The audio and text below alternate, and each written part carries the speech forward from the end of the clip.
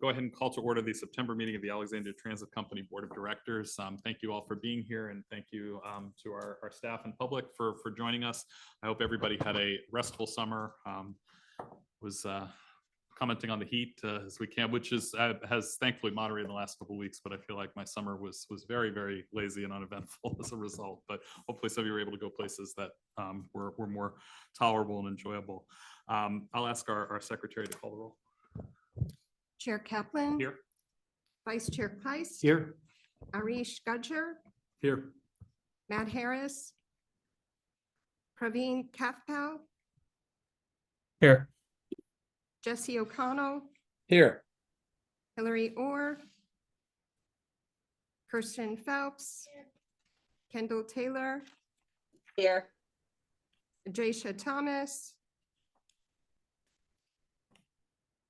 Arthur Wicks. Here. Chair Kaplan, you do have a quorum. We don't. Oh, wait, no, I'm sorry. We're getting close. Not in the room yet. Yeah. Not So in the we're room, required not in the room. we're required to have 6 in the room to have a quorum, but we can take up non-action items. Matt and Ajaisha are both on their way. Matt is about 3 blocks away from this building, so we think we'll have him in a few minutes. Ajaisha said she had an arrival time of a little 5:45, 5:50 based on traffic. Hillary is traveling, so she had a work conference with Kansas City, so she won't be able to join us this month. We're going to go ahead and open our public comment period. And so we have a statement from the board policy that we read at the beginning of each public comment period, and then we'll recognize speakers. We're about to convene into public comment period of our meeting. All dashboard meetings include a public comment period at the beginning of the meeting, as we believe it is crucial for us to hear from our riders and community members. The board is here to listen. However, please keep in mind that the public comment period is not designed to be a discussion. Accordingly, please do not expect the board to respond to your questions or comments or concerns tonight. We take in concerns and questions seriously and need sufficient time to process and research any issues if need be. Board members will respond to your questions and concerns at a future meeting or have the proper staff member get back to you at the appropriate time. Please note that personnel matters are not a part of the public comment period. However, please know we take any personnel questions seriously. You are asked to contact the DASH administration with any such concerns. We ask that all speakers and members of the audience maintain civility and respect for any divergent views that others possess. Further, we ask that speakers please address their concerns to the board directly rather than the audience. The board will take pre-registered speakers first, and then I will invite others who wish to speak who may not have pre-registered. For future meetings, you may pre-register on the website dashbus.com on the board of directors page. I will now call the first speaker. Please remember each individual speaker is allotted 3 minutes for your comments. If you're speaking on behalf of a neighborhood civic association or unit owners association, please identify yourself accordingly to be recognized for 5 minutes. I'll ask the secretary again, do we have any registered speakers? No one has registered. So we will now ask if there's anybody in the room who is not pre-registered who wishes to be recognized. You can raise your hand now. All right, seeing none, we will now ask if you are attending on the Zoom, you can use the raise hand function. We'll pause for a moment to see if anyone wishes to be recognized.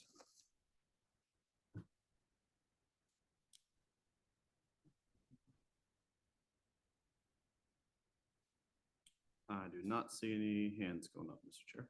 All right, we'll go ahead and close public comment. Thank you. We're going to defer approval of the meeting minutes till we have a quorum, so make a note that we'll come back to that. Moving on to the chair's report. Well, we're going to have a guest speaker. Our general counsel, Lonnie Rich, was going to give his presentation on FOIA and open meetings.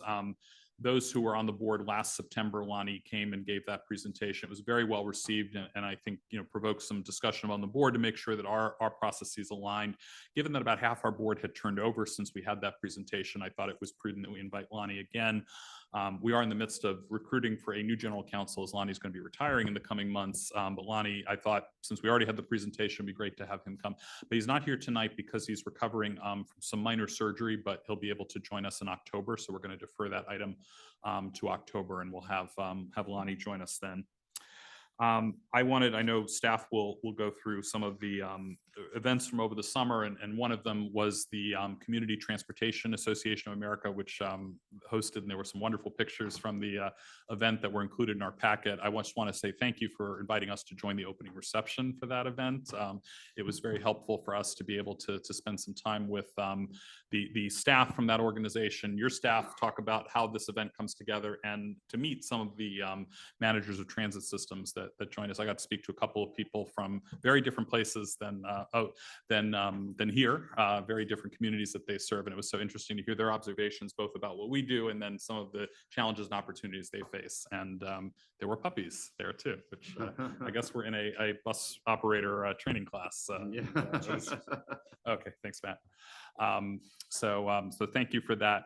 I wanted just to talk to the board about one kind of potential policy area.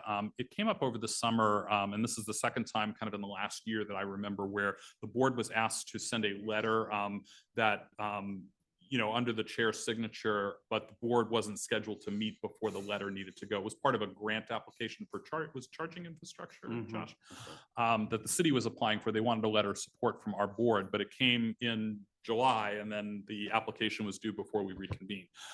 So the way we handled that is that it was actually a matter that I was actually recused from because it was a grant application to the federal government. So Matt, as the acting chair, kind of facilitated that, but we all had some discussion about kind of how to procedurally handle this. And the way we did it is because the letter was mostly kind of restating past board policy, we felt comfortable that the general manager could sign the letter and just say, this is something the board is on record having supported based on other votes that we've taken. And so we proceeded with that. But there was a second letter in the fall, which I think was our budget priorities letter, which just the timing of that required, when we were giving input to the city managers, he crafted his budget, where we also didn't have time to have the board meet and discuss that. So in that letter, the chair did need to sign that letter. So we circulated the letter to board members, those who were on the board at the time may recall, and basically asked, hey, do you have any edits? Do you have any changes? And then we voted on the letter at the next meeting, but the letter had already been sent. So we said, if this has happened twice, now we kind of need to have a process in place so that the board can weigh in when opportunities arise where we need to act when the board is not here, mainly over the summer, because that's going to be the longest kind of period of time that we don't convene. So talked with Josh a little bit, and he agreed that it would be helpful if we kind of had a board policy that addressed correspondence when there's a need to act outside of the outside of the regular meeting time. And so I kind of in my head had thought, well, maybe a good way to do this would be we get a request for correspondence. We, staff evaluates and says, can this go to a regular meeting or does it have to be acted on sooner? If it has to be acted on sooner, it would be circulated to all of us via email so that we could present comments with a kind of a date. This is the date by which you have to respond. But then we'd have a small committee of the board who would review those comments and basically vote on whether to send the letter.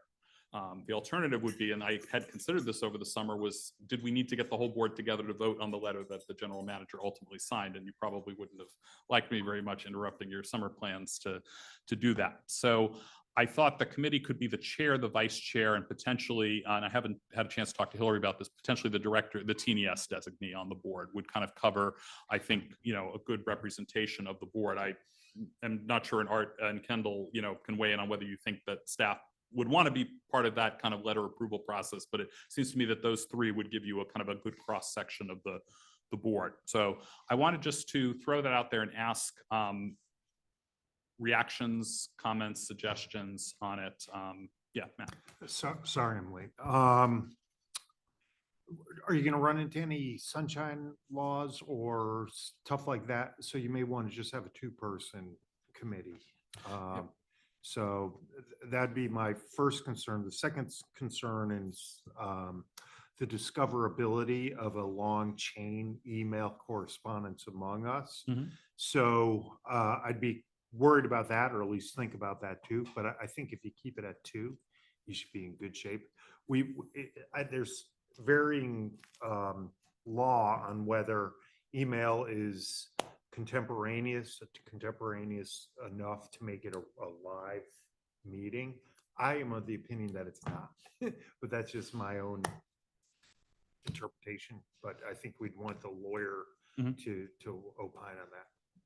Sure, and I thank you for bringing that. So I'll clarify a couple of points. One would be, we would have to notice a three-person meeting, yeah. But it would be, we would have those virtually. And then at least what I envisioned is that, so Beth, Josh, however, we would send the correspondence out, you would reply only to them, basically BCC everybody. So you could only, and they would then present to the committee and say, hey, we sent this out, we got 2 board members who responded, these are their edits. And then the committee would go through and say, yeah, we like this, or, we're going to kind of change this, or we don't want to send the letter at all. And then that way they would make the decision, but everybody would have a chance to weigh in. So, okay. Anyone else? Kristen? Yeah, so if, under that scenario, if that small committee is then sending it, is that a decision that would need a vote of the board? Or is it just sort of like delegating under that circumstance to the? Well, I think in the policy, then we would agree that those letters could be delegated. Okay. I also, I hope this wouldn't come up more than twice a year. There are opportunities, it seems, that we don't want to miss, especially if the city, if that would strengthen an application for something that we know as happened this summer, that we support, we would want to make sure that we could weigh in on that. But if it's happening, 4 or 5 times a year, I think then we need to have a bigger discussion about why certain items aren't coming to us in a timely fashion, because they are, especially things like traffic parking. We did several letters, to board that you sit on, that, we had plenty of time to discuss and then as a board and vote on those. And so that's worked really well, but it does seem there are some one-offs where. Yeah, I think it just, I think a policy of delegation makes sense with guardrails maybe within the policy. Thinking about that, just so there's not like a slippery slope of when we could activate this or not, might just be helpful. So in terms of addressing that, what would you like? Yeah, I mean, I think to your point, like if it, it could either be crafted in such a way that like where, the deadline, maybe a limitation, a numerical limitation on how many times a year we could execute that, because then I think when you get beyond that, then you start looking at like, well, to your point, like what is going on if we're meeting 11 times a year, monthly, generally, like it shouldn't happen more than once or twice a year, right? So you'd say like two or 3 times a year Yeah. limits on that. Okay. All right. Yeah, I'm not necessarily opposed to kind of the efficient solution that you're recommending, but I was just wondering, I wasn't sure how the dashboard is impacted by some of the General Assembly changes to virtual meeting policies. And, it is possible if we are included in that additional flexibility the Assembly gave, it wouldn't be that hard to get a quick virtual meeting together, basically as quick as noticing would allow, noticing in schedules. I think probably having both options are good. And board members being able to say that it warrants an open public discussion or not, but just would be curious to explore what flexibility is there. I know for the city's boards and commissions and committees, which this isn't necessarily the exact same setup, they're now able to meet, I think it's up to 50% of their meetings virtually. I'd have to look at the exact language again, but just something to consider. And in terms of if we did have the committee option maybe as a fallback, potentially during the summer where it may be harder to get a quorum together, would, in terms of having a staff designee, is that something that you, Kendall, I realize can't speak for all 3 of you because, but how do you guys feel about, Kendall, I think may have dropped off. So all right, we're gonna have you be the voice there. If that's something that, staff has sometimes abstained on letters, which certainly they could in a committee as well. And I understand sometimes, especially if they're going to a body that kind of you report to, but do you guys want to be involved in that? I think Hillary is an appropriate staff designee, especially since Kendall and I are the most likely to abstain because of our financial implications that we are then sitting on the other side of questioning in our day job. So yeah, that sounds appropriate. And if we limit it to the months in which the board is not scheduled to meet, that might help better characterize when we have the ability to exercise the option, although a virtual meeting, that's, if it's permissible, that probably would be the most expedient way. As far as the committee members, you mentioned your role as chair and my role as vice chair. If it's a matter that perhaps both of us need to recuse ourselves because of our restricted participation in these items, we probably need to have some flexibility built in that perhaps you could delegate. we would designate but have a written mechanism in which to do Yeah, that. yeah, we'd put that in the policy. Yeah, that's a good point, especially because the letter this summer that would have occurred. And I'm glad, Art, you brought up the potential meeting change in the General Assembly, because I'm the Commission on Aging, which I also serve on, we meet tomorrow, and actually our speakers from the city attorney's office actually addressed that, and I was going to try to find out whether that applies to us as well. And I don't mean to put our staff on the spot, but have you been notified of any? I know during COVID, we got some general blasts about, changes potentially, but we haven't been engaged with on this subject. Not that I've heard of. Certainly it'd be easy to check into. I know that we wrote our policy on remote participation right out of the pandemic. As soon as the first legislation was passed that allowed that, there may, to Art's point, be some revisions that we could go back and dust off that policy and just ask the board if you need to make any changes there too. I've made a note to myself to look into And that. our current policy limits us to two virtual meetings a year. Is that- Yes, Okay. yeah. You all really haven't ever used that, but that's meeting of the full board. You can certainly call additional Mhm. meetings of committees anytime. I think, because I know the commission was lobbying, part of the Northern Virginia Aging Network, which lobbied heavily for additional virtual meeting flexibilities. I think caregiving, there were certain things also that involved whether a remote participant counted towards your in-person quorum, as we were going through tonight and trying to wait for folks to be able to fight the traffic and get here. But I think caregiving was one that specifically would then allow that person, if they have that particular excuse, to be able to participate remotely, and then they be counted as if they were in the room. So I know the commission was very interested in that flexibility, and that would help us too, potentially, as situations come up. So so it sounds like we can go ahead and sort of get a skeleton of a policy together, understanding first of all what the virtual meeting changes are, because that policy may need to come back as well. And then maybe it's something, Josh, you and I can talk about, and then we could also engage Lonnie in just to see if there are any concerns that he has about information sharing, and then bring something back to the board as a concept that takes into account the comments that we heard tonight. Again, I don't think there's an emergency. It's not an urgent need that we need to fix this. Certainly, if there are more flexibilities we have, we want to fix that sooner rather than later in our policy for virtual meeting. But it's just something I think, especially that I've heard from staff, is sometimes difficult because they're thinking about how do we want to handle this, and not wanting to know, okay, we have a set guidelines for how to handle these, so we can weigh in when it's appropriate. I think that's all I had for the chair's report. Go ahead, and we have a representative from TNS here tonight. Welcome.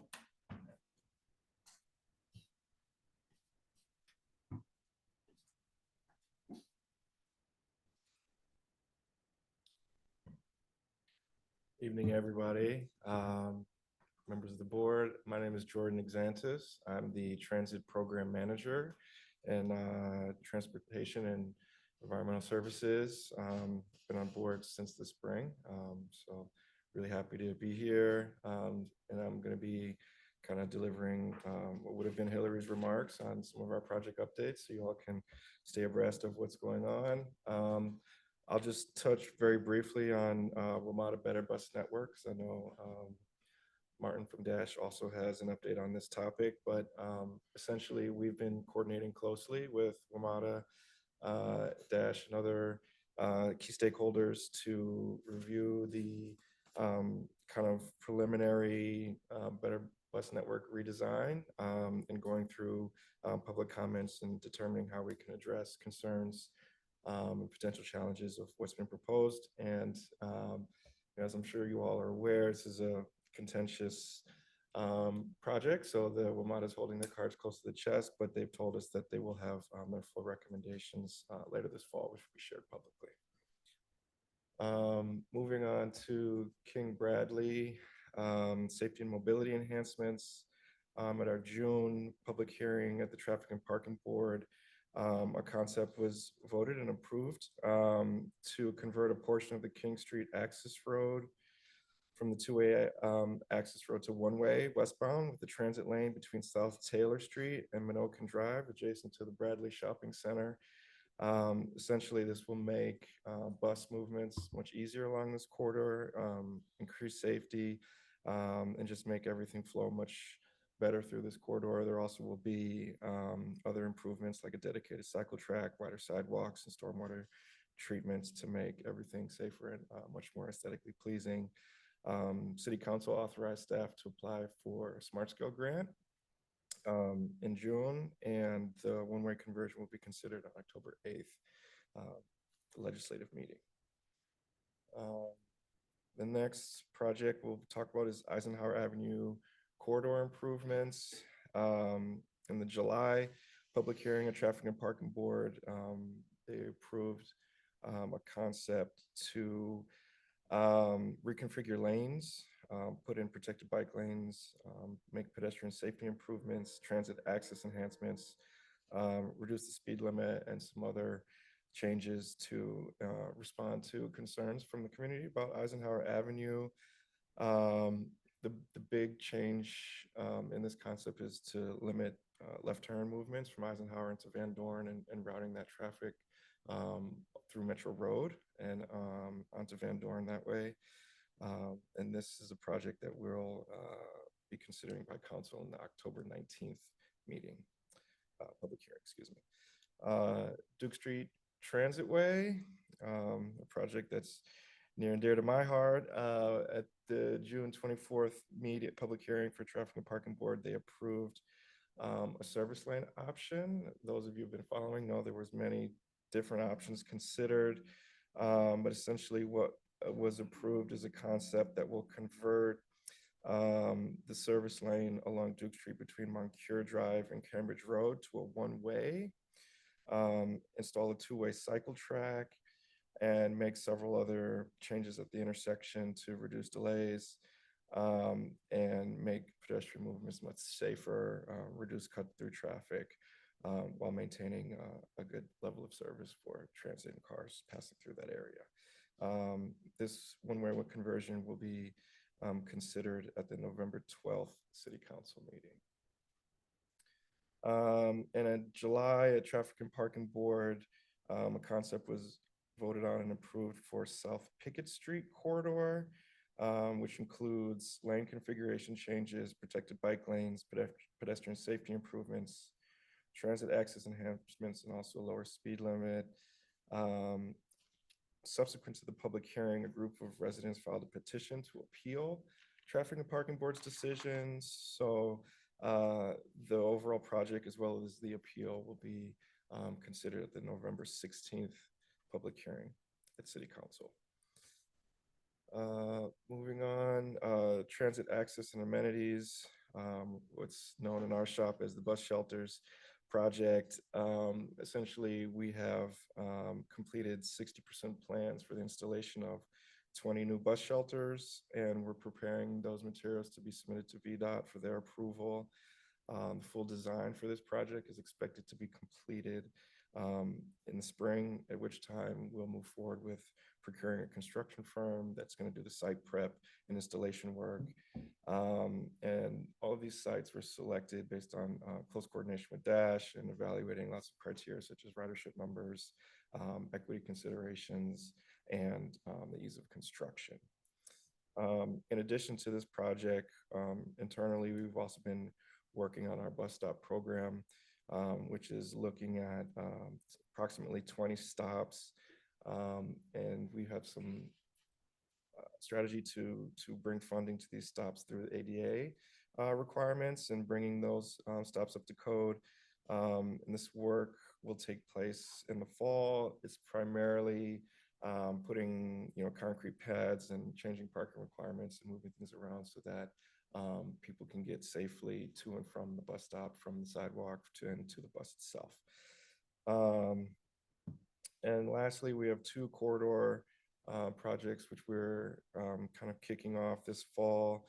The first is Edsall Road and Yoakum Parkway. Both of these corridors will be completely comprehensively looked at for the entire length of those corridors. The goal is really to improve mobility, access, and safety for roadway users, including transit, and we'll be working closely with Dash to identify and plan for improvements that will support transit along these corridors. And lastly, and similarly, Sanger Avenue, We're also beginning planning and outreach for conceptual design to make improvements along this corridor between Van Dorn and North Beauregard Street. And this corridor was identified because of, a lot of feedback from the community, as well as discussions in the, Alexandria West small area plan process, and the safe routes to school work that's been ongoing. So this will also be closely coordinated with, my group's work on the West End Transitway to ensure that any potential road diet does not conflict with our goals of that project. Anyone has any questions? Otherwise, I had one question just Sure. on the bus shelters. Are those mostly replacing older shelters, or are these stops that have not had shelters before? Or is it a mix of for the bus stop program or for the bus shelters? the bus Okay, shelters? Yeah, so it's primarily existing places. So it's not, we're not putting any new shelters, but, bringing up the level of service in places that don't have shelters or they don't have, good quality shelters or it's run down. Because you've got some shelters that are like 30 years old that probably are. So is that mostly you're replacing those, or are you adding a shelter to a stop that doesn't, or is it a mix? It's a mix, and as I said, our criteria is largely based on ridership. We want to make sure that the stops that have high volumes of ridership have a shelter in place for people when we notice that those are places where a lot of people are queuing to take the bus. But obviously, there are other places where we have other types of concerns, such as equity. We know that there's certain properties where you have low-income people, a high percentage of transit riders that don't have certain services. We want to make sure that we're serving those areas, even though they may not have the same ridership numbers as some of the other more popular places like along King Street or on Beauregard. So it's a bit of a mix, but the goal is really to deal with the low-hanging fruit, and some of the places have a lot more difficult implementing because of the property ownership considerations, so on and so forth. So the goal is really to get things done as quickly as possible, and then attack the more difficult to implement projects later down the road. Thank you. Is there going to be a list of, for both, I guess, both the transit access amenities and the bus stop program? Does Genius publish a list of like, these are, like with road paving, we have a list of like, this is what we're doing the next 3 So years? for the transit access, we have those places identified, and for the bus stop program, we have a kind of a draft list that we're pretty confident in, but there may be 1 or 2 tweaks to that list, but I can definitely furnish the group with that. No, I think it's great also to push out just to the broader community so people know like that work is ongoing. No, and the get work credit is for that. ongoing. Transit access is much further along with the bus stop program. We actually created a GIS map, which we're kind of getting through those final stages of getting that ready for public viewing. But that stuff should be on the net, within the next month or so. So it'll be publicly available, and people can see how each stop interacts with the routes and. That's great. Thank you. With the Duke Street project, you mentioned the single lane operation from Moncure Drive to what point? From Moncure to Cambridge Road. Cambridge Road. Yeah. Thank you. Yep. Anyone else? Yeah.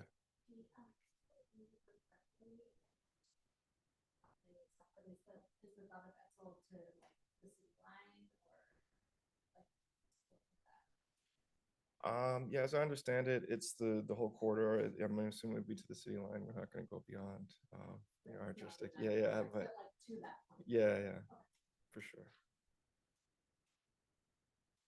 All right, thank you.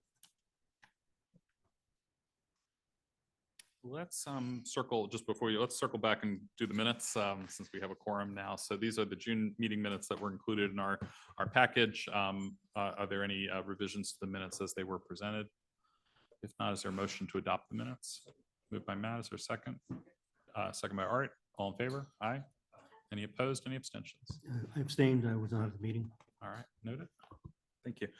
So now on to going back in the slides to other board member reports and updates. So many of us serve on boards or commissions within the community, and this is a time just to bring forward anything that's for the benefit of the group, transit related. Anybody? I'll just note that the TNES report covered everything from the traffic and parking board pretty thoroughly. So Yeah. And I was gonna say, we had quite a few letters in your traffic and parking board packets. We weighed in on South Pickett Street, we weighed in on Eisenhower Avenue, we weighed in on the Bradley stop. Actually, I was authorized and I did testify in favor of that project on behalf of the board. And you know, it's really interesting. It's actually very interesting to attend those meetings. You really do learn a lot about how people move around our city and their insights and concerns. So I enjoyed that, you know, actually being on a couple of those calls and in person. Anybody else? Okay, Yeah, yeah, go ahead. sorry, go Praveen. ahead. Yeah, I wanted to chime in and second the praise for the team and their work around hosting the Sun conference. I came to the reception. It was just a great chance to engage with the team in an informal setting in the facility, which is kind of a special moment as well, and also to see how see Dash recognized as a leader among its peers. And I did catch Josh a little bit of that sort of competitive spirit between peer systems, especially with regard to not just who got an early lead in electrification, but you know, but some systems that might surpass us. So that was good to see too. Thanks, Praveen. I know we'll hear a little more about that. And then there were some pictures. And for those joining us, well, Jaysha was there, so she knows there were puppies at the opening reception. So, which was I was very unexpected. I don't think that's probably the first time we've ever had puppies in our garage here. So. No, we're not doing that. We're going to move on to the general manager's report. Well, thanks. Thank you for that intro. No, it's good to be back. Good to see you all. Hope everyone had a nice summer. Can't believe it's already September, but here we are. We've had a lot going on here at Dash throughout the summer. We've got a couple of action items here. Well, one action item for you to talk about. So I figured we would start out with that, get that out of the way. This is not something new as far as discussion is concerned. We worked over the summer with TransDev and First Transit, still utilizing that name, finalizing the new services contract. A lot of work was done with the committee, and in addition to the committee, Praveen, thank you for also being a part of that and taking a look. We took feedback that we received. We pushed the contract out to our general counsel, Lonnie, to review. He provided feedback. Edward led the work on our end, and to make sure that everything worked out.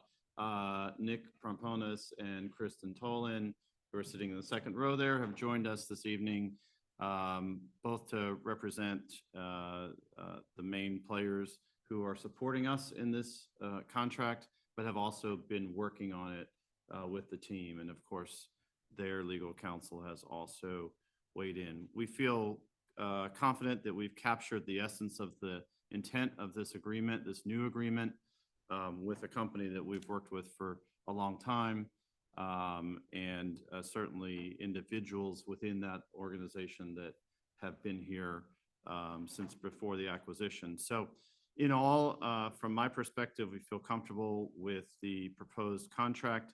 It has been included in your board packet along with all the provisions associated with it. The intention this evening would be to ask you all to consider approving that, allowing the chair of the board and myself to execute that contract and agreement for it to become effective October 1st of 2024. But we'll open up the floor if there are any additional questions for my team or the team from TransDev. Questions? Josh, when I read through the attachment, it described programs, particularly safety programs that have been developed by TransDev. Who develops the Dash System Safety Program Plan? Is that Dash staff or is TransDev delegated that responsibility? So we have a team here who that's our responsibility. Our Director of Safety and Security, if you're thinking about like the PTAS, for example, the Public Transportation Association Safety Plan, is that I said no? agency safety plan. Cato is sitting in the back, takes the lead on that. The purpose of the TransDev First Transit Agreement is to provide that access to the templates, the base documents. But in the end, when we ultimately set up those policies and procedures, whatever they may be, they're done here.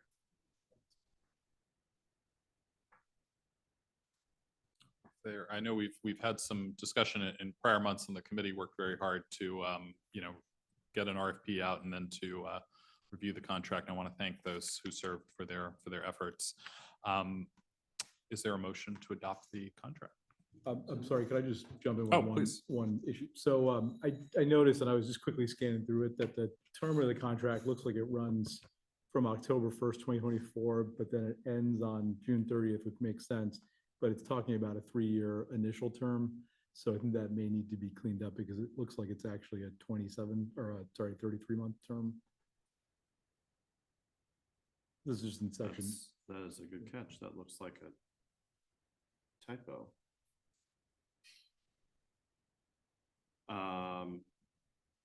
Yeah, so, well, wait a minute. No. The reason, I'm sorry, that's not a typo. The reason for that is this is delayed implementation. We want to align it with our fiscal year. So, yeah, the intention is to start October 1, 2024 and end June 30, 2027. So I guess to your point, it's not exactly 3 years. Yeah, it's a 33-month, I in guess, term. Yep. But that's certainly no problem to change the initial term of 3 years to 33-month. The statement above that. So where you're pointing out that sentence, it says initial term, right? Yep.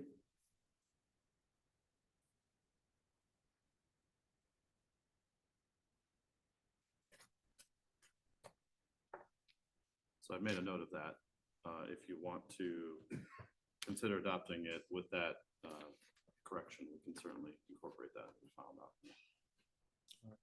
Any other questions, clarifications? Is there a motion to adopt the contract with the amendment to the initial term clause? Moved by Steve. Is there a second? Kirsten? Do you have anything else? You looked like you were you looked like you were going to find something else. If not, all in favor? Aye. Aye. Any opposed? Any abstentions? All right, passes unanimously. We look forward to continuing our partnership with TransDev. I'd like to welcome Martin Barna for the next item. I want him to talk about our incredible accomplishments surrounding ridership, as he and his team have played a key role in planning out a system that has seen such success. So it's all you, Martin. Thank you, Josh. Good evening, everyone. Nice to see everyone again. Happy to be before you with some additional good ridership news. The historic trends that we have seen over the past couple of years have continued. I've got a couple slides here just to share with you all. First is highlighting a couple of major milestones that Dash achieved in the last few months of FY24. That is over the summer. First is the month of May. We had 499,000 boardings. That is the single highest month in the history of Dash. So close to 500,000. We're going to get there. I know it. But that is a new record for any month. And then also, as many of you I'm sure have heard by now, we also set a new annual record. We had the previous fiscal year, so FY23, which is shown in the green bars, we had 4.5 million boardings. The FY24, which just wrapped up, is shown the red line, and that is the 5.3 million boardings that we saw. So great to see those numbers continue to grow and continued evidence and a testament of the dividends that we're seeing from the investments that have been made in transit in the city over the past few years. The second chart here shows more recent ridership numbers. Again, it's a similar format, but this includes data from July, which is shown in the red. The bars show monthly data for the last few years, including a few years from before the pandemic as a kind of benchmark. You can see that, again, we had the record years in FY23 and 24 in blue and green, respectively. We also are showing in red the July numbers continue to be even higher than the corresponding months from previous years. So a couple just comments on that particular one, I guess, is that we are in the process of a transition, and this red data marks the first time that we are using APC data for our ridership. That's our automated passenger counting system. We've been working hard over the last couple of years to get that installed.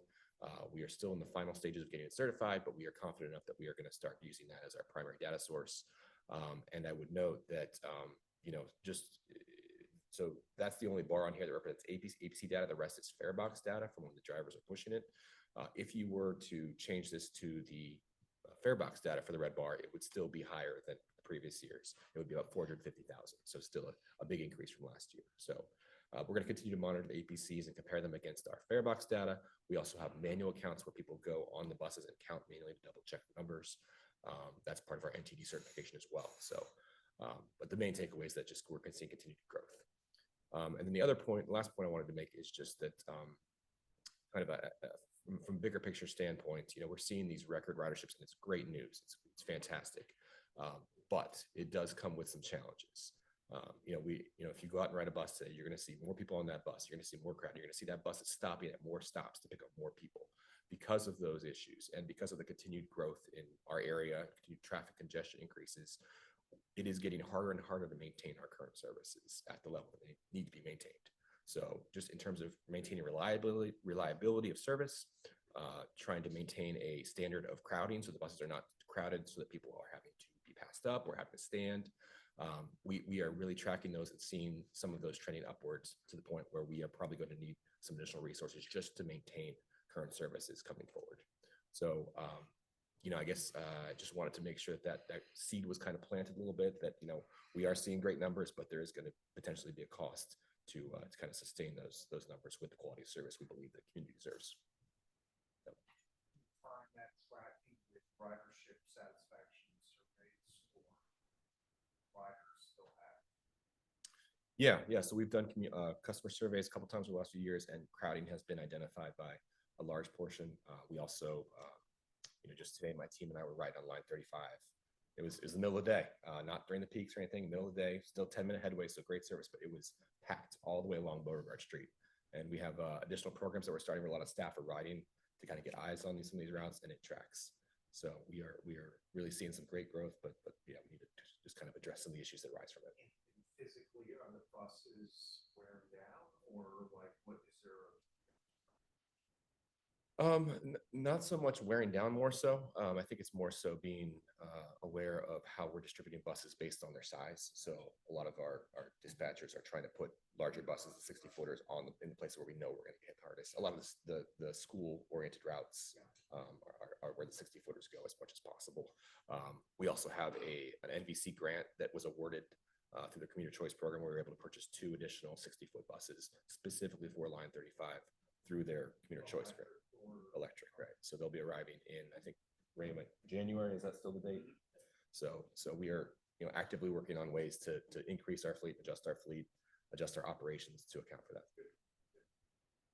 Oh, and we also did add an additional a tripper for additional school service. We were seeing overcrowding on school routes, so that should help out as well. We should definitely raise with the school. Let them know we're on. That's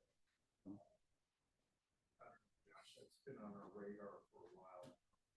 Was any development, or is this just goodwill? I think that there is a lot of interest in shifting kids to Dash.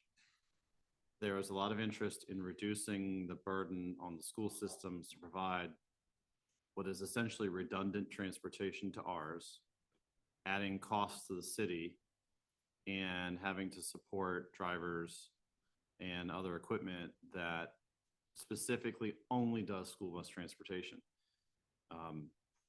The opportunity to reinvest that money in Dash and help to address some of what Martin is talking about is great.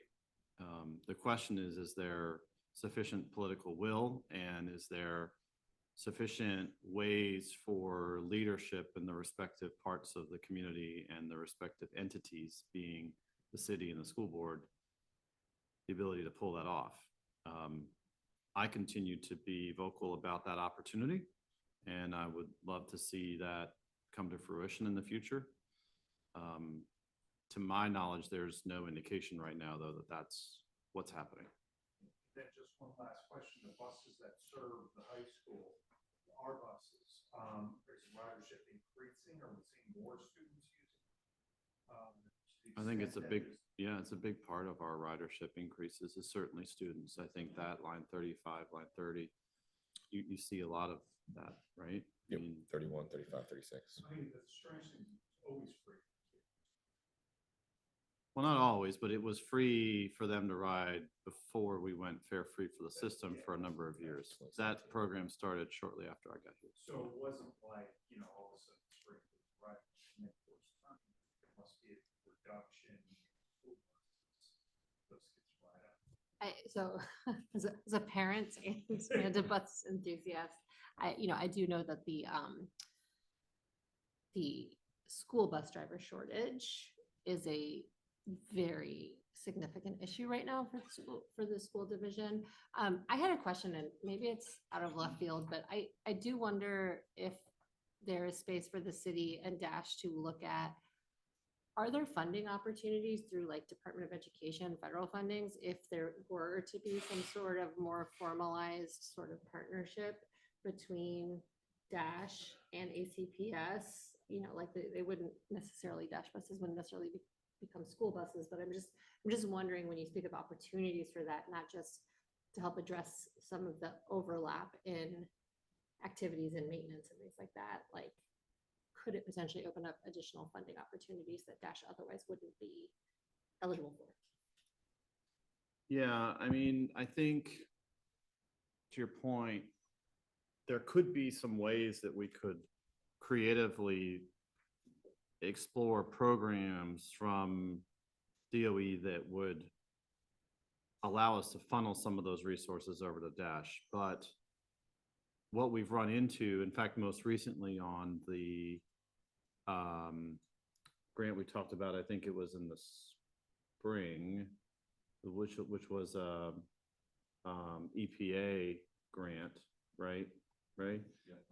Where you had a program that looked very similar and we thought could be convinced that it was an opportunity to really leverage those funds to support transit and vice versa. They flat out denied us in the end because the scope was very specific to that use. So I'm a little bit concerned that the scope of any kind of funding that's related to education is going to be really tied to that use. What we've seen, for example, what I do know is, like, for school buses, there's programs out there to buy electric school buses. We can't touch them for transit buses. And it's a totally separately carved out chunk of money. There's just no opportunity there whatsoever. You have to buy school buses.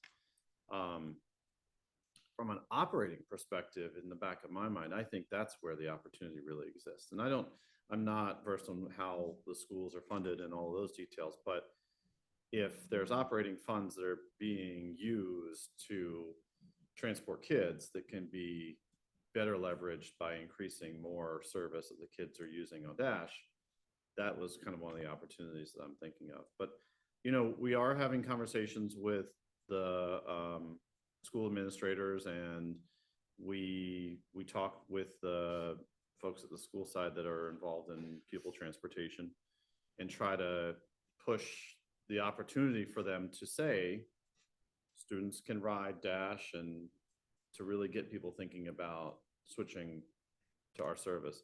And maybe if we can get to a point where long-term that pressure is relieved off of the schools, maybe there is that opportunity to sunset some of those services and then get to the point where a lot of that is being redirected into Dash. At the end, it's about money. People get really particular about money. Yeah, sure.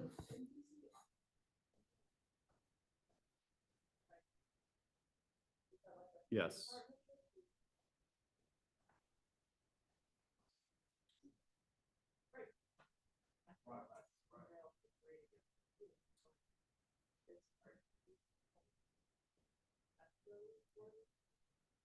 I suspect so. I suspect there's some sort of program, but we could certainly look into that and get an idea of what their model is. It's subsidized. The schools are subsidizing so that the kids can ride.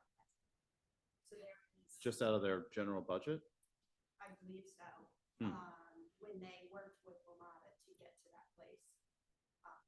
Probably, it's not anywhere near full price that you and I would pay, but yes, it is. It's subsidized at the beginning for the school years. It just seems like if there are. It just seems like if there are areas that we know students are going to ride, particularly middle and high school students. I know my high schooler takes Dash because it is way easier than taking a school bus and faster for her. Then there could be really sort of more creative and long-term strategies with the school district to say, like, can they reconfigure their school bus ridership policy, right? And then maybe start to look at something similar to what DC has. Absolutely. Sorry if I missed this, but do you have a sense, or is there like a ballpark way of describing what the expansion in Dash's operations would be if that was to come to fruition, where all of the school bus ridership came over to Dash?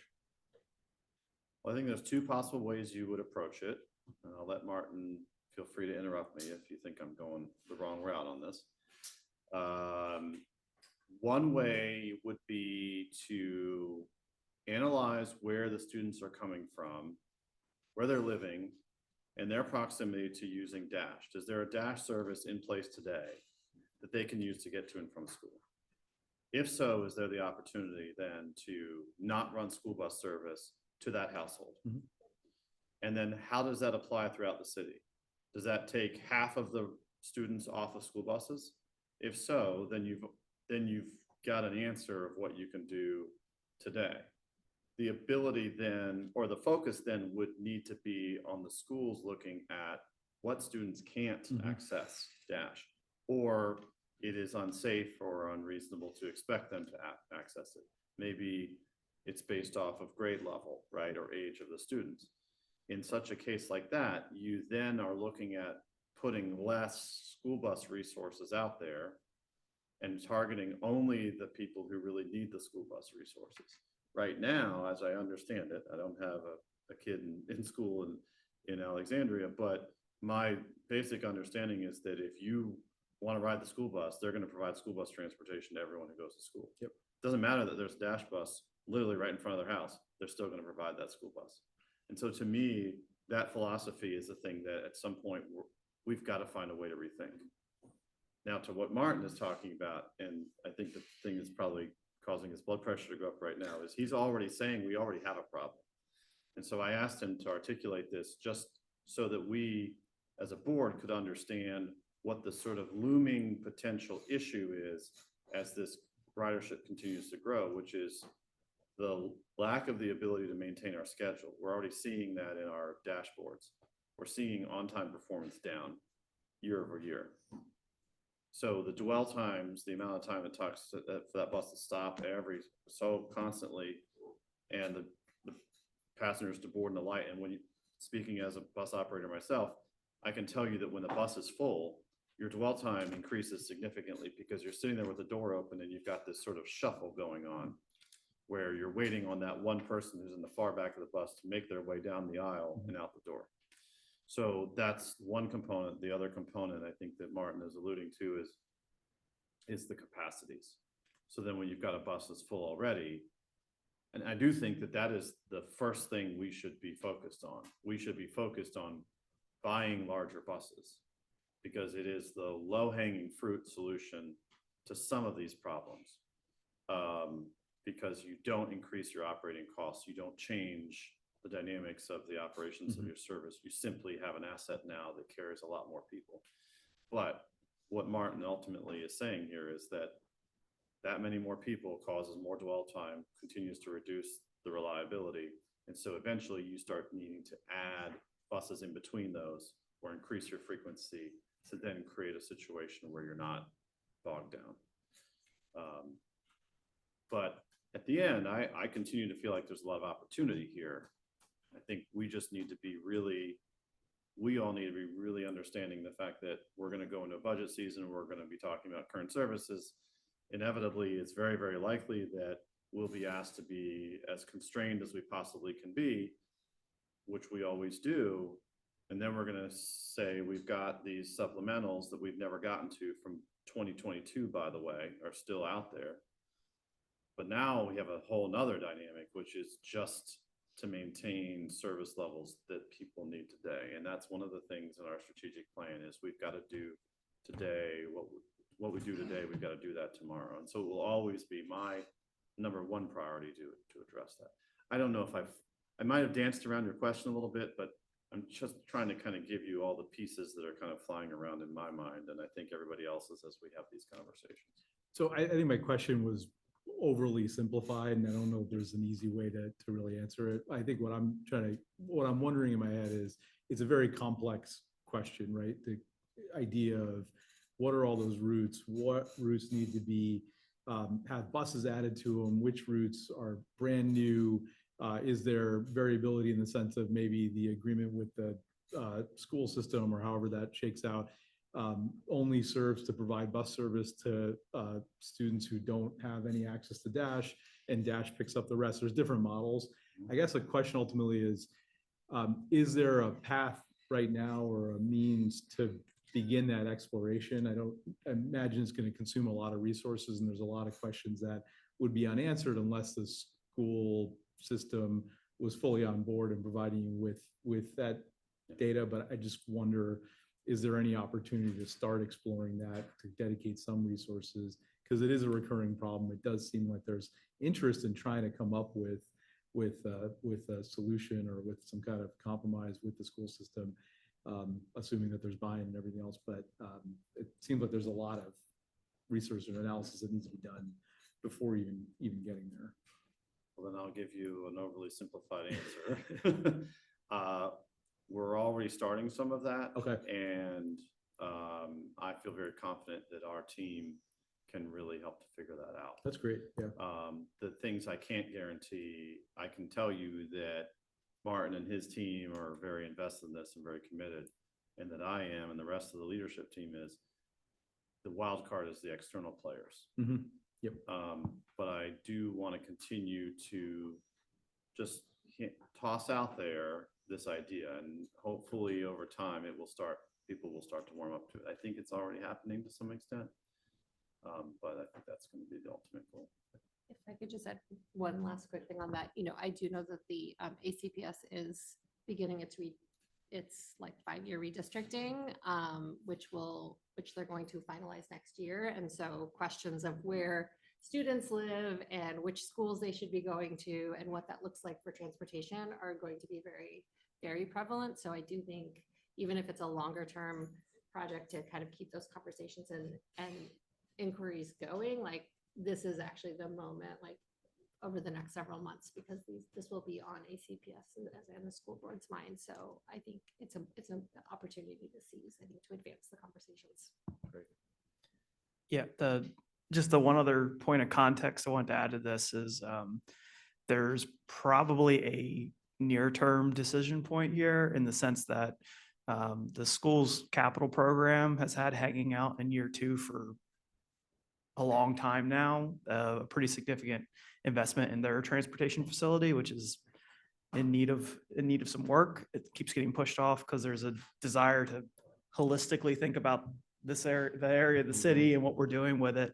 But it's, there's pressure to do something there. And I certainly don't think that investment would go away if we, made some of this redeployment, but it might be a different look to it. But it's a real amount of money. I think the last approved CIP was $6 million or so. And I think that's probably a pretty old estimate that's just been hanging around. So that's out there too. There's some pressure to do work there, but if we were going to make changes like this, it might be better to do that before making that investment than after.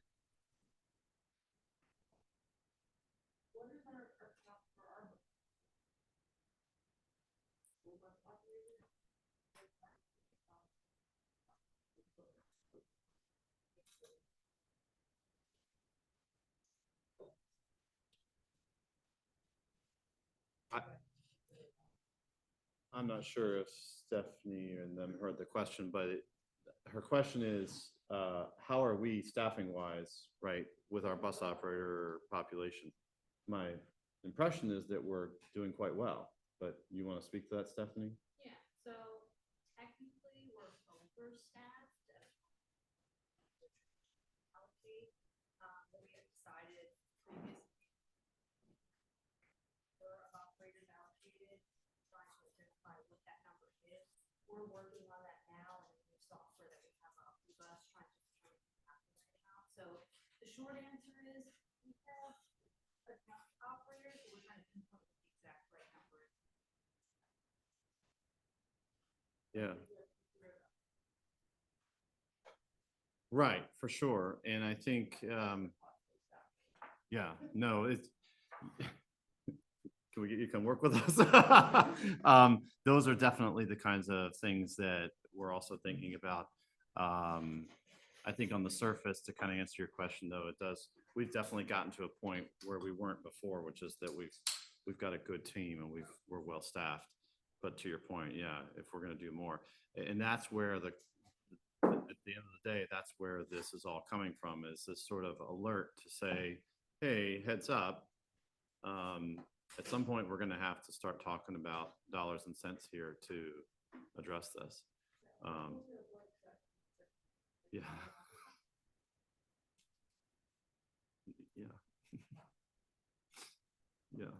I do think, and thinking about the budget retreat that council had, I believe it was last year's. I mean, a lot of the discussion they had when Dash came up specifically was about students using the buses, at the secondary level and trying to encourage more of that. So it does seem, at least, and maybe to Ajay's point, that the council doesn't get to be overly prescriptive in how schools spend their money, but it does seem that at least on the council side, elected officials, there is a lot of support for continuing to encourage what we're doing, which makes me feel good about, and influence capital discussions with the schools and their transportation needs. But, and maybe that's not getting to the school board, who's then having to make those decisions. Maybe they're not there yet. And I've looked to those who are parents on our board who would know, because they follow these more closely than the rest of us. We will definitely be talking a lot more about this, for sure. And I'll ask one other question. I mean, so certainly when I saw that red line, I was thinking, gosh, look where we are already in July, because we're basically at almost the highest point, except for May of last year. We were already going to be setting records. So what till we get to those typical spring months that are, going to be there? I know we have some flexibility. You mentioned extra tripper for, I guess, probably the high school to accommodate maybe their dismissal time. Some discretion how we're deploying assets, but we just don't have enough of the very large buses. Are we missing any trips? Is that being affected as well by these buses that are then having longer dwell times? I'm just wondering kind of what customers are already seeing or what we think they might see as we kind of go through this year with what we have now. So as we monitor our monthly dashboards, missed trips is one of those things that we look at. We are seeing a higher number of missed trips than what we're typically used to. I don't think it's specifically because of the overcrowding or the reliability issues. I think there are other factors at play that we're kind of looking at right now. It hasn't risen to the point where we want to bring it before the board as something that we want you guys to really weigh in on, but something that we'll keep an eye on closely. Okay.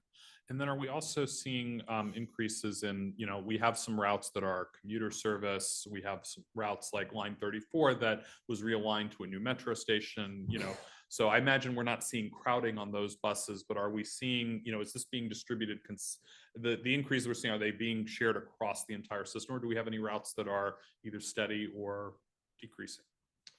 So, it's a great question. The largest. If you need to come back with that, that's. I can give you a 30-second answer, Okay. and that is that the frequent routes are the ones that are seeing the biggest increases. So 35 is the juggernaut. It's carrying 6,000 plus riders a day, which is crazy to think about. The 36 as well throughout the day is doing very well. 31, 30 as well to a slightly lesser extent. Duke Street was always in the 2,000 per day category. Now it's up over 3,000. So it's spread out pretty widely across some of those more core routes. The commuter routes have still not come back to pre-COVID levels. They're still kind of in the 50 to 60% of pre-COVID range. Likewise for the trolley. Thank you. But yes, we'll continue to be monitoring the student ridership, and we'll have some numbers that we can share. And Martin, because I was a little late, I didn't get a chance to ask you this. We had this is related to an action item we took in June about the Pickett Street letter. I think you were on your way back from the conference in Atlanta or Orlando at the Florida at the time within the flight delays that had occurred. So we weren't able to ask you. The letter that we sent to Traffic and Parking Board that the city had drafted said specifically that the bus stop improvements that would be made along Pickett Street would be temporary in nature and then could be reallocated to other areas. And we had asked Hillary, oh, what was the reason for that? And she said, well, that's based on the ATV specifically. So if you don't mind, could you talk to us about the long-term plans for that, for Pickett Street and line 32? Yeah, I did watch that meeting. I heard that comment. Glad you brought it up because I do want to correct that we don't have plans to remove service from Pickett. There is service on Pickett will be sustained. There was a previous version of the ATV where that had been removed. So if there was a map that's online, that was an oversight. And we try to fix that. But yeah, we have good ridership. I know we on have 32. TNS represented, but that's been shared with them, so they know as they're planning for that project. Okay, great, thank you. Okay, and then one last item. Jordan did a great job providing a summary. Just to build off of what he mentioned, I did want to provide the context that this is the Better Bus Network from WMATA. They've been working on this for a number of years with jurisdictions around the region, including Dash in the city. As you guys probably know by now, the first phase of this network is planned for next summer. So start of July, basically, of next summer. So it's coming up really fast. They're already starting all the implementation effort that we needed. We're talking about route changes, route name changes. There will be some changes that affect Alexandria. As Jordan mentioned, we are a little bit limited in what we can share, but we are working very closely with WMATA staff. They have heard the concerns that were raised by city leadership loud and clear, specifically Taney and a couple other areas were mentioned, and we're working with them on solutions for those, potential solutions for those. But we'll have more that we can share probably in November at the latest, if not sooner. All right, thank you very much. Thank you, Martin. All right, so a few more updates to provide you all, some recaps. I'll start at the top here. I just wanted to let the group know many of you have probably already heard about DMV Moves, which is from a work group through the Council of Governments. There's a lot of information online about DMV Moves, so I won't bore you with the details, but I did want to tell the board that I do sit on the Government Partners Advisory Group. There is a typo in the board packet. This was me. The next meeting will take place on September 16th, not October 16th, just noticing that. But just wanted to tell you all that I've been at the table, as have all of our peer systems. What I would say about this is there are, to me, two elements of this work group. One is related to the funding issues. And I think that is the primary concern, is to make sure that there is recommendations being made about long-term sustainable transit funding in the region.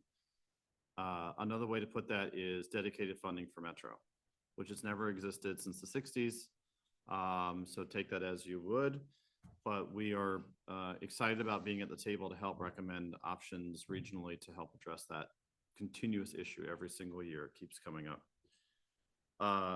On top of that, NVTC has formed a group that is also talking about transit funding, which is inclusive of us, and addressing long-term sustainable transit funding in Virginia specifically, and to address the contributions that are required to go to Metro. The last piece I would say here is there's a component of this that seems to be centered around the question of how to make transit better, how to invest more in transit, how to make it easier to use, and how to make it more seamless. So we're part of that conversation, making sure that we weigh in and provide our perspectives about what we feel like is working and what is not. In the next meeting, we are going to be seeing results from a regional survey that sought to get the input from riders to understand what are the priorities to them. And shouldn't be a surprise to this board. Number one thing, better service, more service, right? More frequency, higher capacity transit, particularly on the bus side. So that's good. You know, there are challenges around that, as we all know too well, but more to come. I don't have detailed reports to provide you on this because they just had the kickoff meeting and one successive meeting related to that. So I think throughout the fall, we're going to get more into the real substance of this, and I'll be happy to provide reports back to you all. I was pleased to put in here that at the end of last fiscal year, which we closed out, and I'll briefly be recapping that, successfully, we were able to honor our employees and our workforce for the hard work that they did throughout the fiscal year. We were able to have a cookout and fish fry. They love fish fries here. And so we were able to do that, and that was really well received. And we were thankful to everyone at Dash who worked and made sacrifices to balance our fiscal position. In August, as previously mentioned, there were two events. The first one here was that our staff attended the Community Transportation Association of Virginia's annual conference and expo in Charlottesville. I serve as the president of the board of directors for CTAV, which is one of two associations in Virginia focused on supporting our transit providers and providing professional development opportunities. We had a large contingent from Dash attend. It was a popular conference, and they were able to get a lot of valuable trainings. Right on the heels of that, we came back and we hosted the Sun Conference. There's a photos as mentioned on the screen. Really great, really great conference. I want to thank everyone in the room. I think pretty much every Dash employee in the room here had some part of making that successful. We heard really incredible feedback from CTAA. Sun, Small Urban Network, is relatively new in their association. We are the largest member of CTAA, and that's something that I did early in my tenure here, recognizing that we were spending a lot of money on APTA and getting very little out of it. And so we can spend a lot less money on CTA and get a lot more out of it. And CTA has pivoted to really find a place for systems like ours, and they wanted to show us off. And I can tell you that the bus that I helped narrate, not that I'm a great narrator, tour guide from the Alexandrian to the Dash facility was really in awe at what's going on in Alexandria. So it was really well received event, and thank you all for your support of that. And to those of you who were able to make it, I hope you had a really good time. I want to also mention a couple of really exciting things going on. Some of them are on the slide, some of them are not, but some of them have been announced since the board packet. The first one is that we have been notified of an award that we are going to be receiving in October. And this is from the Greater Washington Region Clean Cities Coalition. The award is going to be presented at their annual awards luncheon. It's just part of their annual conference. We have been presented Transit Fleet of the Year Award. So this is a really exciting honor, and I will be there attending to accept that honor. So we're going to be putting out some media press stuff related to that in coordination with GWRCCC. And I'm excited to learn more about their organization, but we were really honored that they recognized the hard work that we've been putting into a clean, advanced fleet and serving our community. So I'll provide more information, summary of that event once that has taken place. But we're really proud of the team for that and the recognition that we've received. We will also, from a recognition perspective, be hosting the Federal Transit Administration, FTA. The Region 3 Administrator, as well as the DC Metro Office Director, are going to be coming to Dash for the first time. They'll be getting a tour on September 26th. They are going to be conducting some business, so they've got meetings and whatnot, but they have asked to have that hosted here, and we're really excited to get to show them our incredible facility and what we're doing.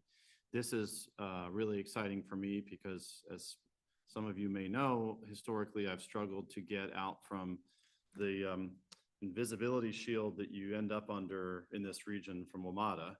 Everything seems to be about WMATA. And so when we can have an opportunity to talk about Dash, because we're doing some really incredible things, many of them better, we are really excited to talk about that. So that group will be here and we'll be able to tell you about that visit in the coming weeks. Josh, just a quick question. Is that something I know there's times that they will come to do examinations and audits of, things related to our grants that we receive for the no low, program.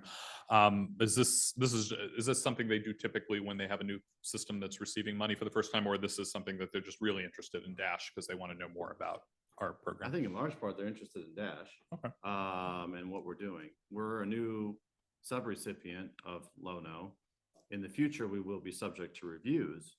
But yeah, historically, we've not been a recipient of FTA funds, so they haven't had an opportunity to come here. They don't, and this facility was not built with FTA funds. This Right. was built with VDOT funds. So they will gradually start to take interest in this facility as they put money into it. And hopefully in the future, we can get bus and bus facilities grants that will bring FTA money into the building as well. So yeah, it's largely interest. And I've been able, I frequently go into DC and talk not only on Capitol Hill, but with FTA and other folks, just trying to kind of tell them what we're doing. And so I think they're starting to tune in.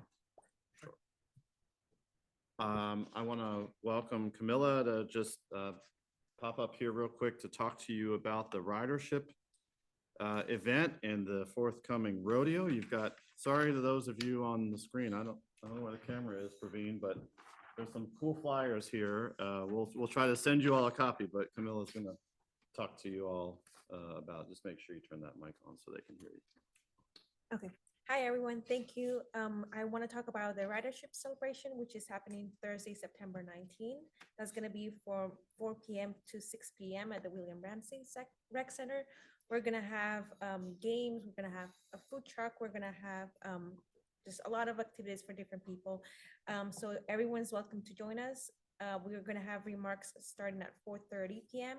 And we're going to have, in case you might need transportation, we're going to have a shuttle bus going from Dash to the rec center at 3:45 p.m.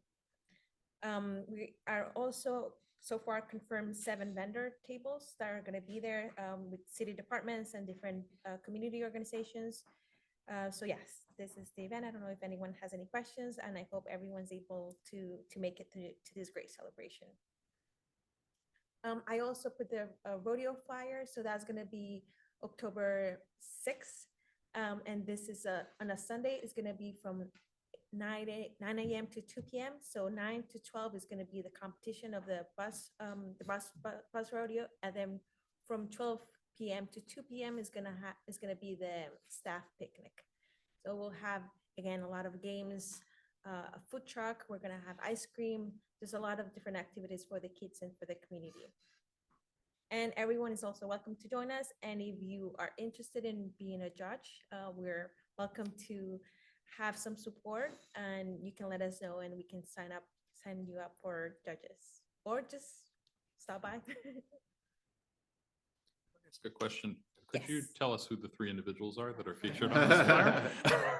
They're all Dash staff. So we're excited with some of the promo that we're trying to be a little bit more creative to get more engagement. Well, why aren't they wearing Dash swag as opposed to wearing, I guess, NASCAR? I'm not even Yeah, sure. we're gonna try to make it a whole theme for this year's rodeo. It's part of their theme and branding. So Veronica is in the center.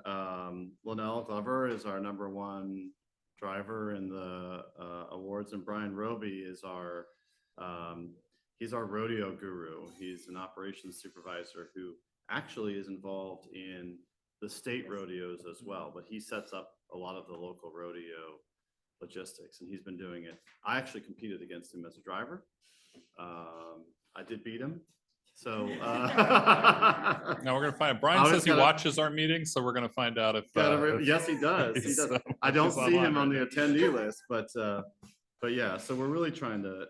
I really give Camilla and her group a lot of credit to really amplify the interest in this. We're trying to create some fun, excitement around it, because frankly, historically, we've struggled to get participation in the event, and it's really important event for our drivers, and so we want to find ways to get them energized.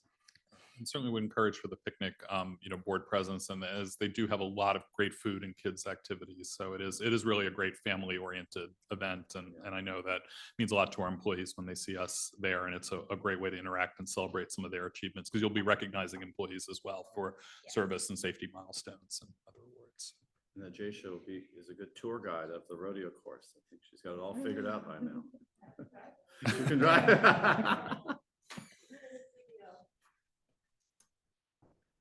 Thank you, Camilla. Thank you. Last but certainly not least, I want to recognize two team members. One who was here in the spring at the last spring board meeting, has been with us over the summer. Yvonne Young, who is right here, is going to be coming on permanently at Dash. We're really excited to have her join us. She was just filling in, but she is going to be our new Chief Labor and Engagement Officer. So she's also going to expand our work with labor.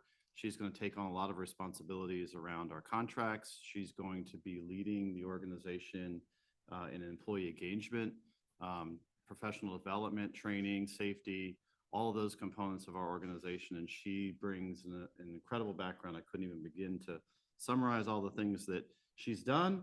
But we're really excited to have her stick around with us and help us to really expand upon these programs. And many of these are targeted around our strategic plan that the board recently adopted related to those program areas. Secondly is Edward. You all know Edward Ryder. We've been able to rework his role. He's now going to be the CFO also for TMA. So he always has been the CFO formerly for ATC, for Dash, for you all. But in his expanded role, he's going to take on more responsibilities around grants, creative funding opportunities. He's going to be responsible for seeking out new opportunities and ways to enhance revenues, look at things like our advertising program, look regionally, statewide, and nationally at opportunities surrounding new funding sources. He's also going to oversee our expanded data analytics work, where we're going to be able to provide more information both to the board and the public, and most importantly, internally, for us to be making decisions about how our service is operating, what are efficiencies. And I got to say, I got to give a nod to him on last year's budget. I mean, Edward really led the team in helping to get us on track.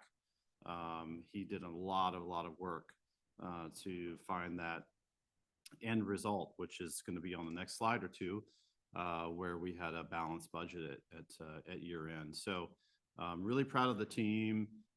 Glad to have Yvonne join us permanently, and you'll be seeing and hearing more from them in the coming year about the initiatives that we're working on aligned with the strategic plan that you all have set out for us, and we're really excited around those. So a lot more to come.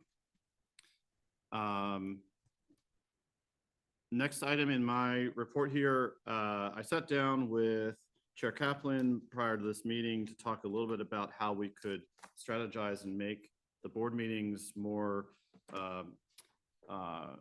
organized for you, organized on the staff side, more predictable. I don't have a slide, but I would ask you to refer to your packet on page 11 that sketches out the general layout of the agenda moving forward. We've used a traditional agenda in this meeting, but my vision is that that will be reworked to follow this format.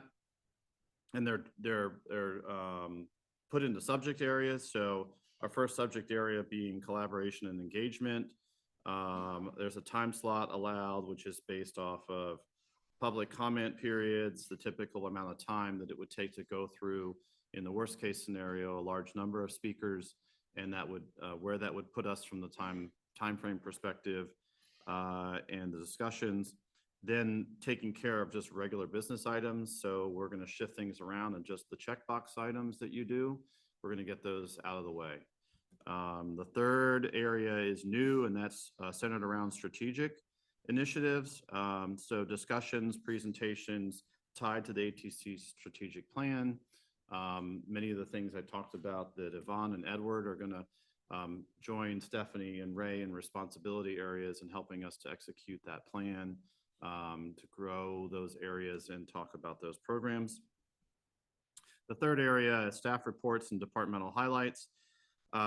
We have planned out throughout the year an opportunity to bring departments up here to the podium to talk a little bit about what they do. I think some of you were here. We did an operations presentation a couple of years ago talking about how the department operates, what are some of the challenges, what are some of the creative things that they're doing. Give our departmental directors the opportunity to come and speak to you, and help you have an understanding of what we're doing in Dash at a greater level than I will typically be able to provide you just through regular GM's reports. So diminishing a little bit of the amount of talking that I do in that area and really helping to bring forward those pieces of information for you. The last, or the fifth item here is action items. So lumping everything together that's actionable. Basically a set time in the meeting where you just, okay, we've got this letter to approve, we've got the budget to approve, we've got the ATSP to approve, you know, whatever you might have, clumping them all together. There may be brief presentations around those areas in that same period of the meeting, but also knowing that logistically, sometimes you have some challenges with people's time and availability that might bring a little bit of predictability for folks who might need it in getting to that subject area. Executive sessions are infrequently needed, but as they are, that's allowed for there. And the hope would be that with this time frame, you would have a predictable amount of time that the meetings would take each meeting, understanding that there are times when some things take longer discussion than others. At that point, it would be up to the chair to go ahead and decide to table a presentation or table something that isn't critical to be handled in that meeting so that you all can kind of keep on a schedule that gives you some understanding. I'm going to be out of here at this time, as opposed to us trying to check something off and our chair not knowing which items he can kick because you don't want to miss action items. So just a format concept for there. I'll pause for a moment, ask you if there are any reactions or anything that maybe isn't clear in that or that you would like to see represented differently as it relates to that concept. Of course, the actual way the agenda looks when it comes out to you would be built off of this. And I will say I see Praveen unmuted, so maybe it's a question. Yeah, thanks, Josh. First of all, I want to say that I appreciate the way you stated the goals here on the slide. I think that helps us to understand what was proposed in the packet. I have a couple of comments on this. One is that, you know, per the table that was in the packet, the GM's report was under the staff reports and departmental highlights section. It's like the fourth section. And that to me, I tend to think of that as potentially providing important context of like what's happening today in the business for the strategic discussions. And so that was something that it seemed maybe a little out of order. You know, clearly you thought through this, you know, maybe we can try it, see how it goes. But, you know, I was thinking kind of like with the financials is kind of also, you know, where you're sharing some things that are happening in real life that help to provide context. So that's my first comment. I appreciate that question. And it's a good question because it was presented to me by a staff member as well, in a similar manner. So a couple of things. One is my intent would be, for example, when we're conducting regular business, talking about financials, I would be talking about the position of the organization, or Edward would be doing that, right? To talk about the implications of those. Treating it as regular business largely because it shows up at every meeting. It's something that you can always expect to be covering. To your point about my report and the order of sort of the strategic components compared to staff reporting. You know, I had kind of gone back and forth about that. I don't have a problem at all going ahead and providing my GM's report in the strategic area or just prior to it, if that's helpful for the board as far as the flow of processing the information. I'm very agreeable to whatever flow or format of items works best for you all.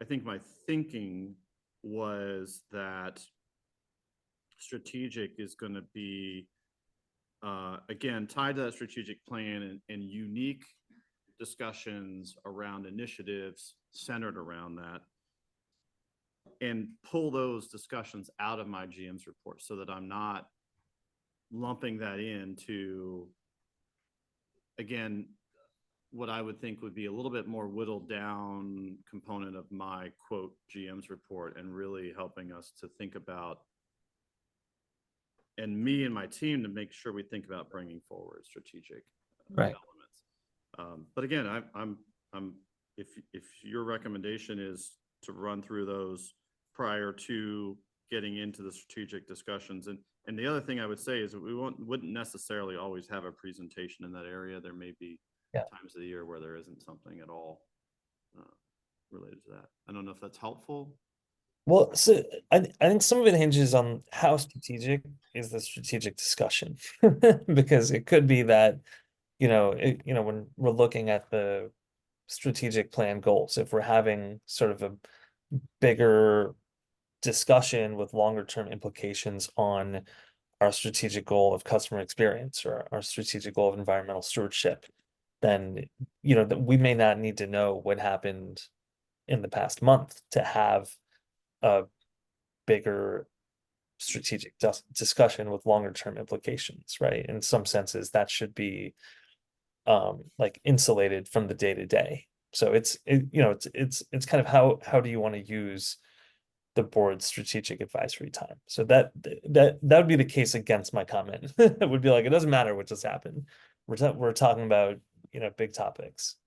Is that how you're thinking about the like the align with the strategic plan goal? Yes. With the Yes. strategic subject area? Okay. Yeah, I think so. Maybe to use an example, I just talked about Yvonne and some of the responsibilities she'll be taking on new as part of joining the organization. So Yvonne has already started drafting an employee engagement plan, right? And a program that's centered around employee engagement, which is tied directly to our strategic goals. So in that scenario, Yvonne might join me in talking about that plan, what's associated with it, what it means, and how we're executing it. Departmentally, we might have a departmental conversation that talks about employee benefits and what the functions are of our human resources department, for example. More granular, more day-to-day, like what are the things that they're dealing with? What do they do?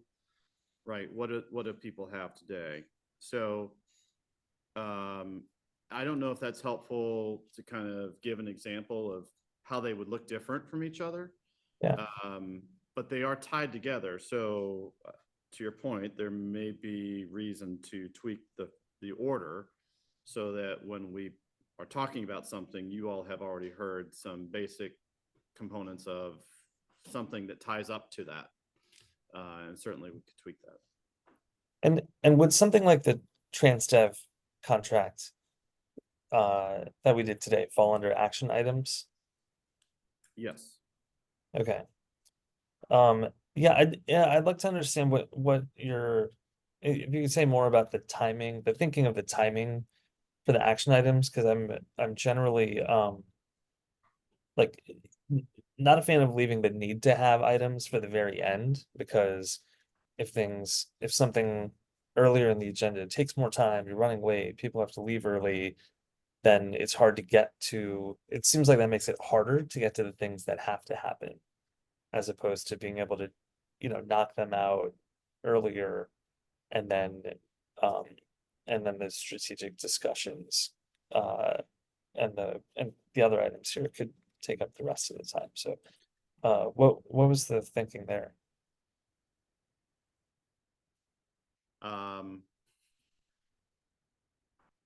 just the way we've done it in the past. So to be honest, I really like your idea of moving it up to the front. I'm very agreeable to that. I think it fell there relative to just how this was coming together. So very easy to move that up after regular business, just to move into action items. I think there was some thinking potentially initially that on my end that an action item might be covered in those previous sections. There might be components that are leading up to the ultimate action that you're taking. But the other piece of this is that it is always our goal to talk about something one meeting and then have you act on it in a successive meeting. There are times where we have an action item that has to be handled that night. And we're just telling you about it then, but we really, really try to avoid that. So I think that was the other piece of this, like the reason that was later was the idea that there could be things that are discussed strategically or during the staff reports that would tie into the action items. But I think there's certainly flexibility there and maybe even to make it fluid meeting to meeting, just to move these around based off of that. But it would defeat a little bit of the predictability that I'm trying to get at too. So. Is there just a quick question, any impact on Dash staff in terms of moving this around? So let's say you have reports coming in before action items. Does that mean folks can go home and get out of here? Are people tied up waiting to give reports and things like that? Or it would create some predictability for them for sure. I would speak for my team and myself in saying that our job is to be here. So if we have to be here till 9 o'clock at night, we don't want to keep you here till 9 o'clock at night, but we're going to be here. So this is more oriented towards you all. And we make adjustments to their schedules as is needed. But I do think, again, this is your agenda. So you can say to me, we want it this, this, this, and this. This was just the concept. And I'm completely agreeable to whatever you all want to do. Yeah. Oh, I'm sorry. Apologies if I'm being too literal, but the time column, I'm assuming that's just for demonstration purposes. And the reason I'm asking is, let's just say action items weren't until 7:15. Is the thinking because of predictability that we wouldn't be able to act on action items till 7:15 because we've noticed that? Or is it just, I may be reading way too much into it, but I wouldn't want us to be in a point where you somehow got through regular business and strategic items and we're kind of stuck. The way that I viewed it was, if we're in strategic and we look at the agenda and we say it's 6:30 and we're not done, we need to stop and say, okay, can we table this discussion till a later meeting because we have hit the end of the time frame that works, and it's going to push everything back much later. So my thinking was, and this is how I've done meetings, for example, with the state association, is something that you all can glance at and say, oof, like the clock says it's 7:15. We really need to be done with the staff reports and departmental highlights. So let's take a time out. Can we kick some of this stuff? Right, to make sure that we get to the things. You're not going to delay. We don't have to wait around, because that would be terrible. Right. That was the question. Right. It could all happen earlier because you don't typically spend 45 minutes on public comment, chair's report, and board's members' reports. But that's in a worst case scenario and you have a public participation policy that limits the number of speakers. So if all of those speakers spoke, that would allow you the time to do that. I mean, think just from my perspective, the most beneficial change would be if before every meeting, you or Dave figured out an estimate of these times so that it's more accurate for us. We can say, oh, we're going to be going late tonight. Don't worry about this. So these times are just for, you're holding these times here for the sake of example. They're not going to be the same every month, right? That's right. Okay. Josh and David, thank you for putting this together, because I know we've been talking about for a long time restructuring the way we approach board operations. But I would like to echo some of the comments that Praven had made in that moving action items up earlier. I've always based my career doing critical items first, working our way down through beneficial ones. And if you don't get the beneficial ones, you either didn't need to talk about it or you table it to another session. So addressing the more critical items first. We're all committed to prepare for the board meetings. I know I read through the package, and information that's delivered, say for ridership or financial information, it may not be the best use of our time to have someone walk us through it because we've already seen it, unless there's a specific question, in which case we can deal with a particular budget item, particular ridership question, or something along the lines there. But if we come prepared, we may not need to spend as much time on some of these reports, but I do agree that it would be important for agency operation, and we should be dealing with not day-to-day operations, but to hear about the labor management plan, or to hear about some human resource program, or the state of the affairs of some special project. I think would be very helpful. As the board, our responsibility to the agency is to provide strategic direction. So to the extent that we can, focus our time and attention on the strategic piece, so that when an area comes up with regard to a policy change or what our input would be to change the direction of the agency, that's where I see the most productive dialogue taking place. The other material is important, but to best utilize the services of the board, really deal with those items if we can bring them up front and focus on strategy rather than listen to a report out on the things that have been happening throughout the past month. Makes total sense, yeah.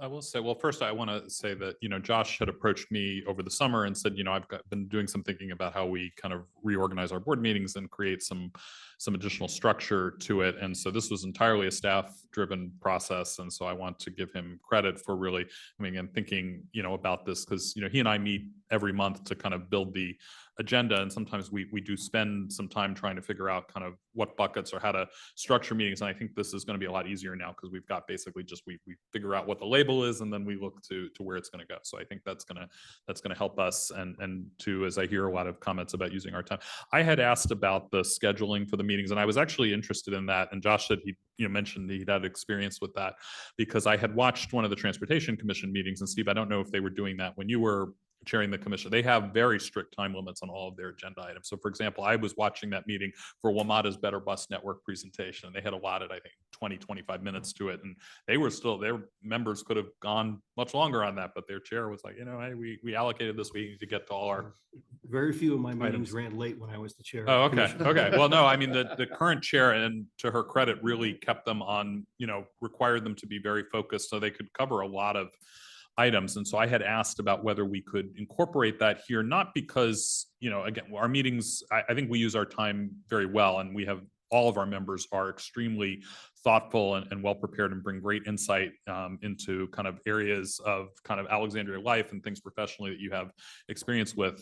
But we wanted just to be able to kind of give you some sort of like, you've agreed to a commitment to serve on this board, or people who might join this board in the future want to have a sense of, well, what's actually entailed. And so it's kind of our way in building the agenda to give you some structure into, this is kind of what we're planning, what we're expecting. But it's also not my intention to be as prescriptive as the Transportation Commission is and saying, oh, no, we've got to do this now. But like Josh said, to have some flexibility to take some maybe less time sensitive items and then kind of move them, because we want to say our goal is really to meet for about 2 hours. And sometimes we're going to need more than that just because of pressing business.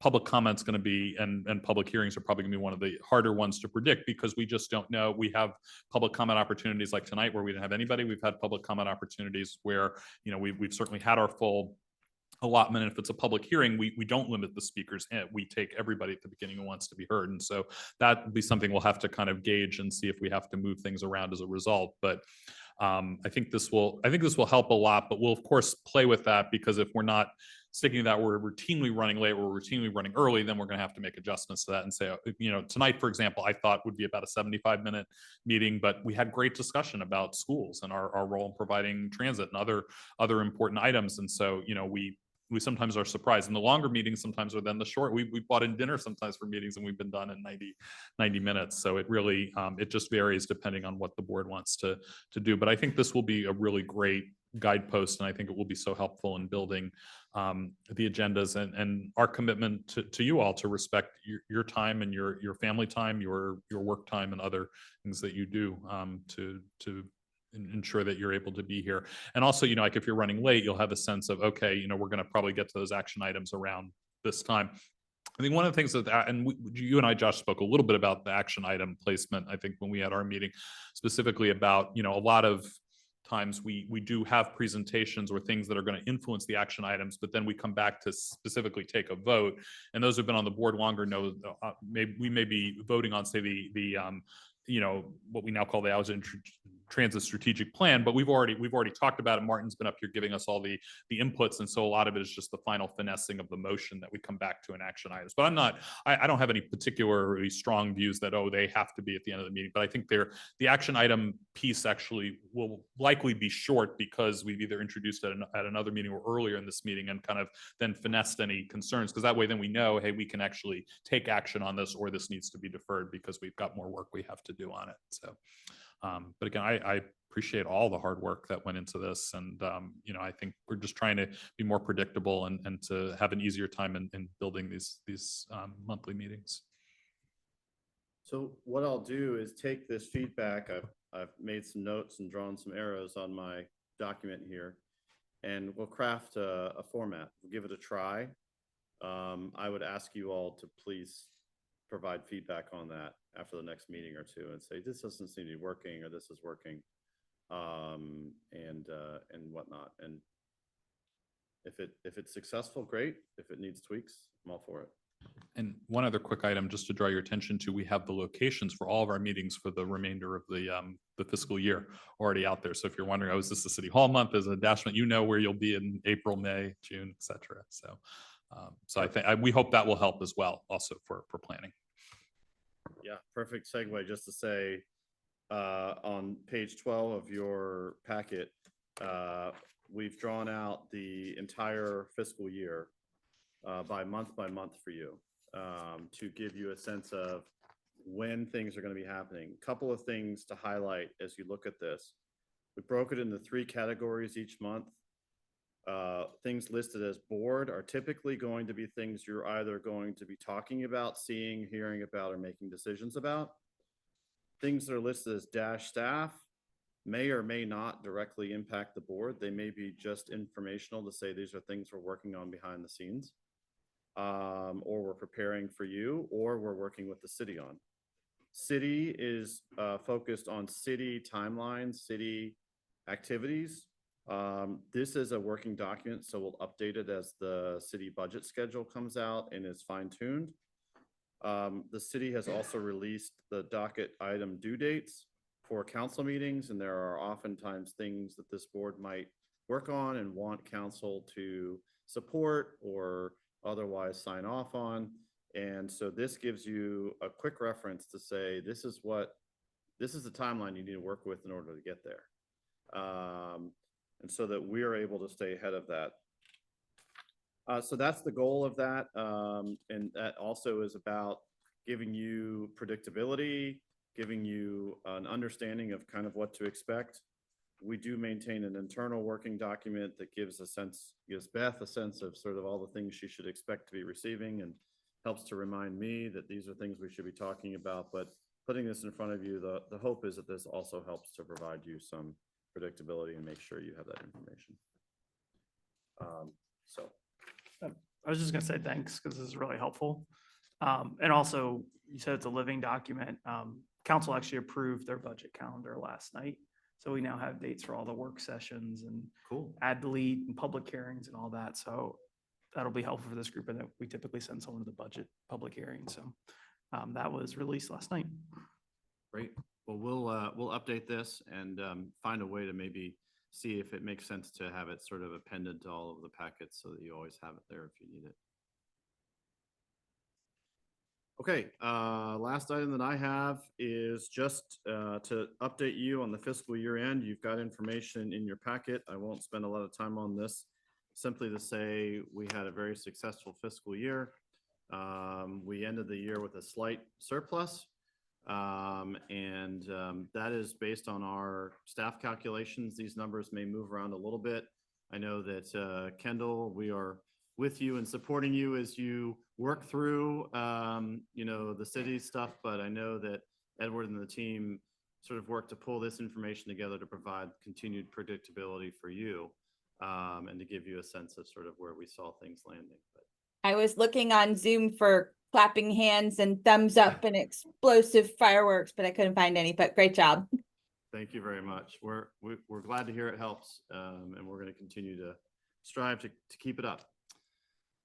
So anyway, in the interest of maybe adhering to this proposed timeline at 7:27 p.m., I'm gonna hand it back to you, Mr. Chair, to wrap up the meeting as you see Could I fit. just ask a really quick one? Oh, sure. Which is on the shortfall on ad revenue expectations.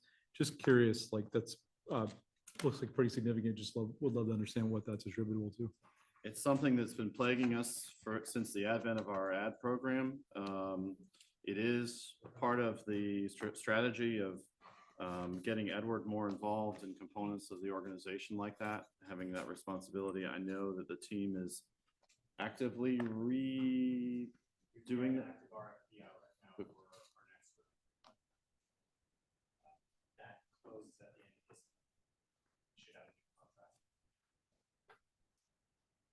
I'm sorry, that contract's for your ad sales team and external ad sales org or? For the external vendor for our ad. Okay. Yeah, so this was our first time sort of dipping our toes into ads on buses. It's long been somewhat of a controversial kind of thing, but it is one of the only ways that we have some revenue. I'm hopeful that Edward will somehow in his future work find something else that's potentially an opportunity, but a number of forces external to us have been the contributors to that low volume. A lot of it being post-pandemic advertising has really changed, and there's been much less interest. And we are also under the umbrella of the behemoth of WMATA, where advertisers are saying, I'm going to sign with WMATA. We do have more local folks doing advertising, and we're hoping to continue to build that, try to have more local businesses on there. And so we're really looking at that closely in the new contract, whether it's with the current provider changing the terms or if it's getting someone else who has a different reach. Okay. This was just the first time we were doing ads, and this is the first contract. So thanks. The board has had a long-standing policy not to wrap buses, which has greatly affected what we're able to bring in. So we will meet next on October 9th. That will be a meeting at the Del Pepper Community Resource Center, the Mark Center. We try to have one meeting a year at the west of Quaker Lane. Last year was the first time the dashboard ever assembled west of Quaker Lane. So it's a nice tradition that we're going to be able to continue to do that and engage with other members of the community and be very close to line 35. See that go by and all the great numbers of people who are there. So hope you can join us. Just as we build the meeting, just for board members, there'll be an email that will come out subsequently. We were going to do we're going to have an executive session, do some personnel matters, which I deferred because Hillary wasn't able to be with us, and I think she's an important player.